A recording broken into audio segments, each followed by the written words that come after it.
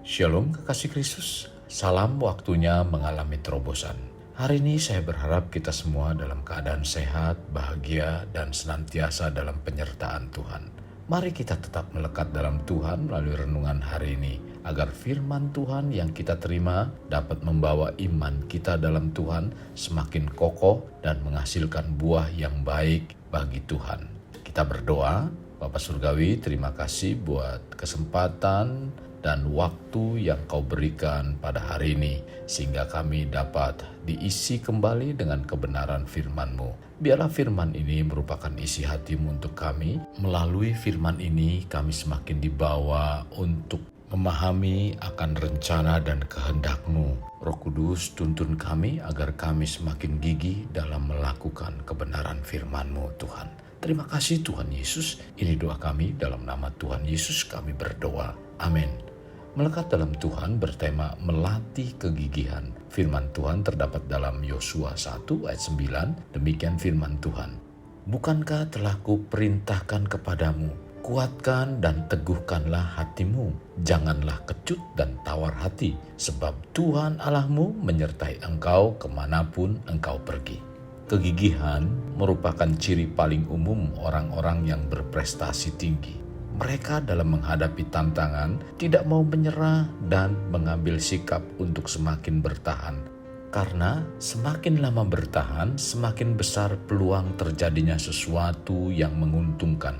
Tidak peduli sesulit apapun kelihatannya. Semakin lama bertahan, semakin besar untuk sukses.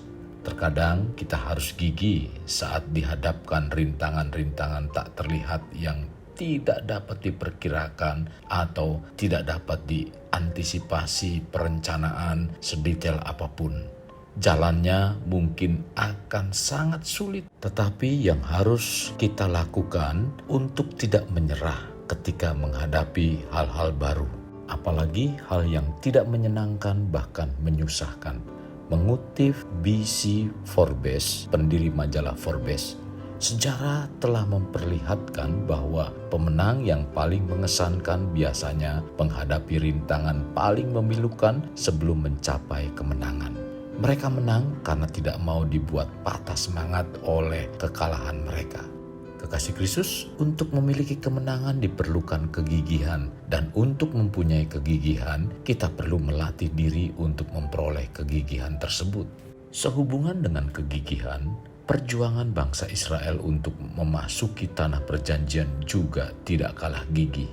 Berawal dari ke-12 pengintai yang mengintai tanah Kanaan. 2 di antaranya adalah Yosua bin Nun dan Kaleb bin Yefune. Tercatat dalam Bilangan 13 ayat 1 sampai dengan 33. Di saat pengintai-pengintai lain menyampaikan kabar busuk tentang negeri yang diintai mereka, Yosua dan Kaleb menenteramkan hati bangsa Israel bahwa mereka pasti akan bisa merebut tanah Kanaan. Tercatat dalam Bilangan 13 ayat 30, Bilangan 14 ayat 6 sampai dengan 8. Kita tahu bahwa Tuhan telah memanggil dan memilih Yosua sebagai pengganti Musa untuk mempersiapkan bangsa Israel merebut tanah perjanjian. Meskipun ini bukanlah hal yang mudah, ini adalah sebuah tanggung jawab yang sangat berat. Yosua harus memimpin kaum yang begitu besar dan tegar tengkuk.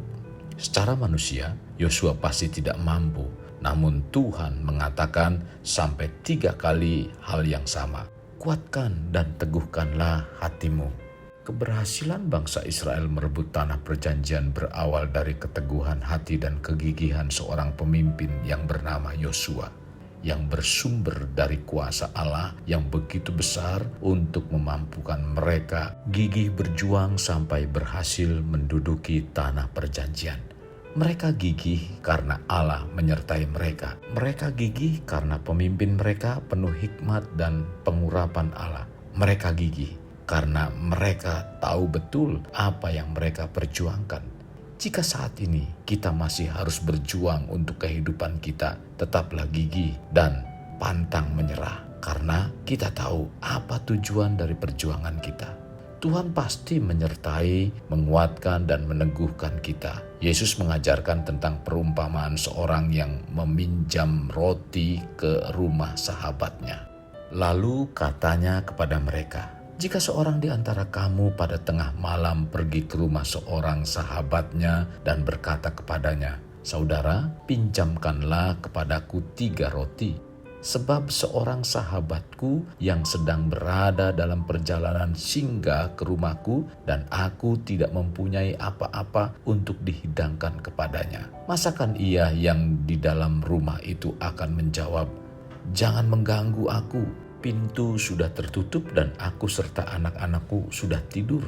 Aku tidak dapat bangun dan memberikannya kepada saudara.' Aku berkata kepadamu, sekalipun ia tidak mau bangun dan memberikannya kepadanya karena orang itu adalah sahabatnya, namun karena sikapnya yang tidak malu itu, ia akan bangun juga dan memberikan kepadanya apa yang diperlukannya." Tercatat dalam Lukas 11 ayat 5 sampai dengan 8.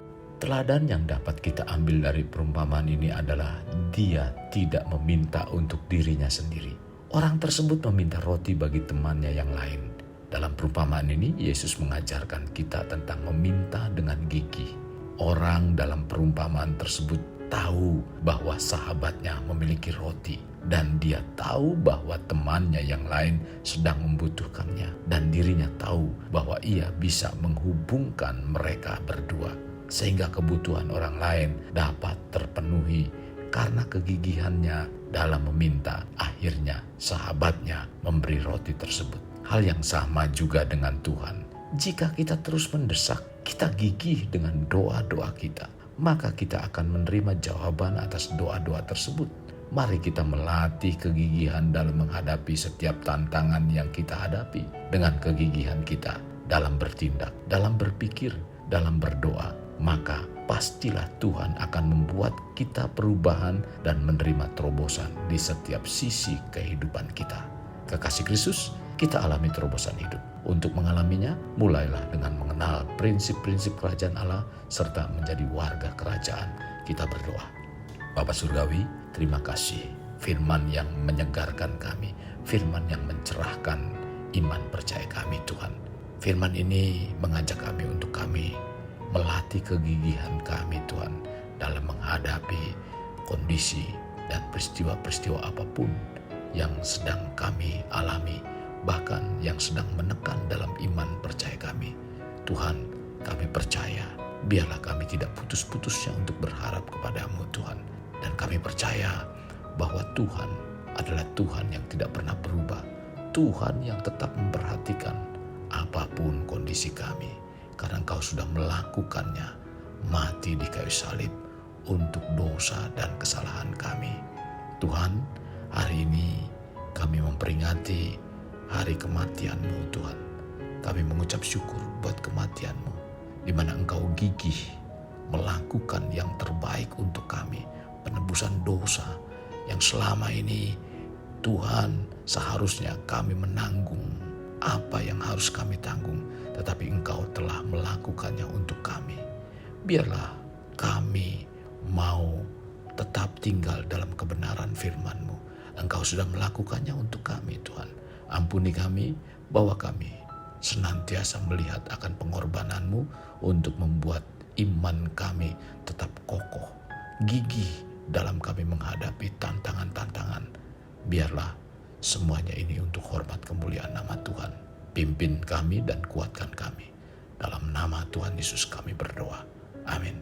Kasih Kristus, mari kita akhiri dengan mengendahkan kedua tangan kita.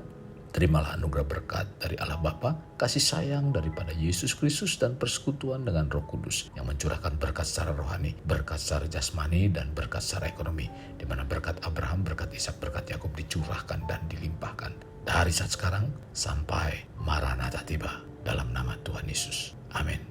Sampai jumpa di renungan berikutnya. Tuhan Yesus memberkati. Jangan lupa like, share, dan subscribe.